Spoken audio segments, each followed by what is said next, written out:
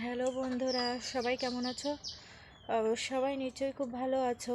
আমিও ভালো আছি মোটামুটি, কিন্তু আমার মনটা না ভীষণ খারাপ।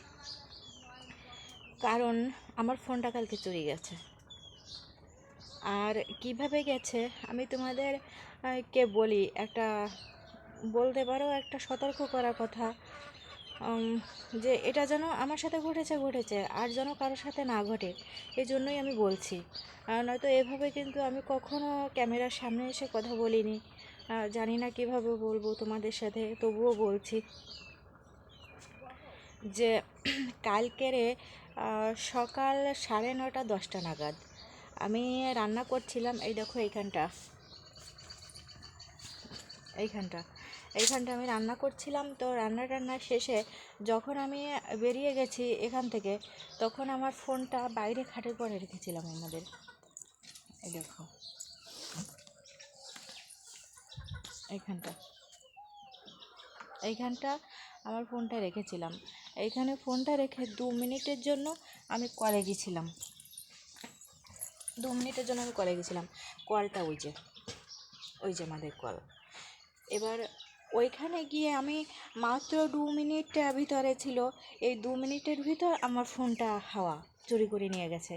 মানে দেখবে গ্রামে এখন ইদানিং কয়েকটা ছেলে পেলে বেরিয়েছে। এটা মানে সাহায্যের জন্য বলা যাবে না, এটা জাস্ট একটা চক্র, ওদের চক্র। ওরা সাহায্যের নাম করে গ্রামে গ্রামে ছড়িয়ে গেছে। অনেকেই আছে সম্ভবত, অনেককে দেখা গেছে, সবাই বলছে অমুক করছিল তমুক করছিল। মানে এরা সাধারণত কোনো একটা মানে অসুখের নাম করে, যে আমার বাবা অসুস্থ, মা অসুস্থ, বা বোন অসুস্থ, ক্যান্সার, এটা সেটা এদিক সেদিক বলে সাহায্যের জন্য গ্রামে গ্রামে বাড়ি বাড়ি ঘুরছে। আবার প্রতিটা বাড়ি বাড়ি ঘুরছে না, কোনো একটা বাড়ি থেকে ধান্দা মেরেই চলে যাচ্ছে, আর কোনো বাড়ি যাচ্ছে না। তো এরকম এটা সেটা বলে আর কি সাহায্যের জন্য আসছে। এসে ওরা তো মূলত সাহায্যের জন্য আসছে না, ওরা চুরি করার জন্য এসছে।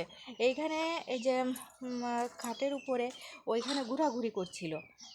আমার ঠাকুমাও দেখেছে। আর আমার শাশুড়ি মা তো সবাইকে চেনে না, আমাদের যেহেতু দোকান আছে, আমার হাজব্যান্ড দোকানে থাকে। তো আমার হাজব্যান্ড ওই সময় বাড়ি ছিল। তো ও বাড়ি থেকে চলে যাচ্ছে দোকানে। তো ওই ছেলেটা ওখানে ঘোরাঘুরি করছে। এবার আমার শাশুড়ি মা ভেবে নিয়েছে যে এটা হয়তো মানে দোকানে আমার হাজব্যান্ডকে খুঁজতে এসেছে, ফোনে লোড টোড দেবে বা কিছু। এই জন্য আমার শাশুড়ি মা বলছে কি, যে ওই যে ও চলে যাচ্ছে, তুমি চলে যাও। মানে চেনে না তো, ভাবছে হয়তো দোকানের কোনো কাজে এসেছে, আমার হাজব্যান্ড বাড়ি এসেছে, এই জন্য বাড়ি পর্যন্ত চলে এসেছে। বলছে ওই যে ও যাচ্ছে, তুমি চলে যাও। তো ওই ছেলেটাকে এই বলার পর ওই ছেলেটা আমার হাজব্যান্ডের পাশ বেরিয়ে গেছে। আমার শাশুড়ি অন্য একটা কাজে চলে গেছে। আর আমি তো ওই পাশে তখন ওই যে কলটায়। তো ও কিন্তু ওই ফোনটা ওখানে খাটের উপর দেখে গেছে। ও আমার হাজব্যান্ডের পিচ পিচ অল্প কিছুটা দূর গিয়ে ও কিন্তু আবার ফেরত আসছে। এসে ফোনটা নিয়ে একদম সাথে সাথে বন্ধ করে দিয়েছে। এবার আমি না ওই কল থেকে এসে যখন আমি ফোনটা নিয়ে আমার মার কাছে কল করব, তখন গিয়ে দেখি আমার ফোনটা নেই ওখানে। এবার আমার তো মানে মনের ভিতর কেমন একটা করে উঠছে যে ফোনটা কোথায়।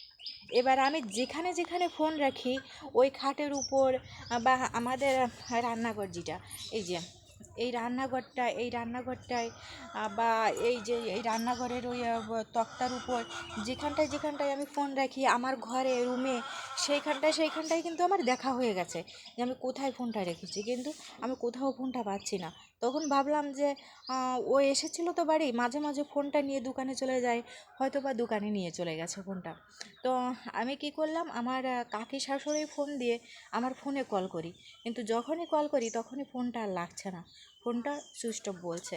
কিন্তু তখনই কিন্তু আমার মানে মনের ভিতর কেমন একটা মানে সাড়া দিয়ে গেছে যে আমার ফোনটা চুরি গেছে। তো আমি তখন সবার কাছে জিজ্ঞাসা করতে লাগলাম যে আমাদের বাড়িতে কেউ এসেছিলো কি না। মানে ওই ছেলেটার সাথে কিন্তু আমার দেখা হয়নি, হয়েছে আমার শাশুড়ি মার। এবার তখন আমার কাকু শাশুড়ি বলছে একটা ছেলে এসেছিলো ভিক্ষার জন্য। তখনই আমি বুঝতে পেরেছি যে আমার ফোনটা নিয়ে গেছে। তো আমি তখন ওই সময় দোকানে চলে যাই, দোকানে যেয়ে ওকে বলি, আমার শাশুড়ি মা এদিক ওদিক খোঁজাখুঁজি করে, আমার শাশুড়ি মা তৎক্ষণে বাড়ি চলে এসছে, এদিক ওদিক খোঁজাখুঁজি করে। আমি দোকানে গিয়ে ওকে বলি, ও হচ্ছে দোকান, আমি দোকানে থাকি, আর ও একটা সাইকেল নিয়ে এ বাড়ি সে বাড়ি যায়, কিন্তু ও কোথায় না কোথায় চলে গেছে, ফোনটা আর পাওয়াই যায়নি। পরে মানে সবাই শুনতে শুনতে আর শোনা যায় যে আমাদের ওই পাড়ায় আর এক পাড়ায় আর একটা ফোন চুরি গেছে, সেটা বাটন ফোন চুরি গেছে অবশ্য, কিন্তু ফোন চুরি গেছে, এবং সেটাও কোনো একটা ছেলে নিয়ে গেছিলো।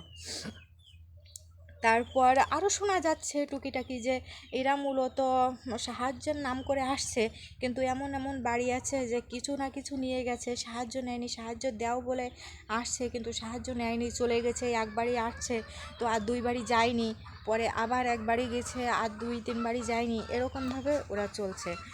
তো বন্ধুরা আমি বলবো যে তোমরা কিন্তু খুব সতর্ক থেকো, যে এটা মূলত একটা চক্র, এটা কোনো ওদের কোনো সাহায্য নেওয়ার কোনো মন মানসিকতা নিয়ে ওরা গ্রামে ঢুকেনি, ওরা মূলত একটা চোর, ওরা চুরি করছে, যার যা পাচ্ছে দামে কিছু নিয়েই চলে যাচ্ছে।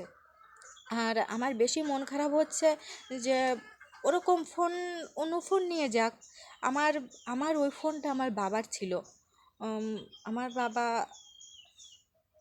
তো নাই, ফোনটা আমি, বাবা চলে যাওয়ার পরে ফোনটা আমি ব্যবহার করছি, আজ প্রায় 1 বছর হতে আসছে ফোনটা আমি ব্যবহার করছি, এর আগে বাবা ব্যবহার করছে। তো বাবার ফোনটা আমি এইভাবে, বাবার ফোনটাও হাতছাড়া হয়ে যাবে আমি বুঝতে পারিনি। তো যাই হোক, আমি ভেবেছিলাম বাবার এই ফোনটা থাকুক, স্মৃতি হিসেবে আমি রেখে দেবো, আমি অন্য একটা ফোন কিনে নেবো, এই ফোনটা আমি রেখে দেবো, কিন্তু সেটা তো আর হলো না, ফোনটা ওরা নিয়েই চলে গেল, এই জন্য বেশি খারাপ লাগছে। তোমার ফোন আরেকটা নিয়েছি, হাজব্যান্ডের ফোন নিয়েছি, হাজব্যান্ডের মানে এই ফোনটাও আমার আগের ছিল, সে ব্যবহার করতো, কিন্তু এখন আমি এই ফোনটাই ব্যবহার করছি। তো তোমাদের এটা বলা খুব দরকার ছিল যে এরকম একটা চক্র বেরিয়েছে গ্রামে গ্রামে, যেটা ওরা সাহায্যের নাম করে গ্রামে ঢুকছে, কিন্তু ওরা মূলত সাহায্য যে যা দিচ্ছে সেটা তো নিচ্ছে, পরে চুরি করার মন মানসিকতা ওদের আছে, ওরা চুরি টুরি করে এটা সেটা নিয়ে যাচ্ছে।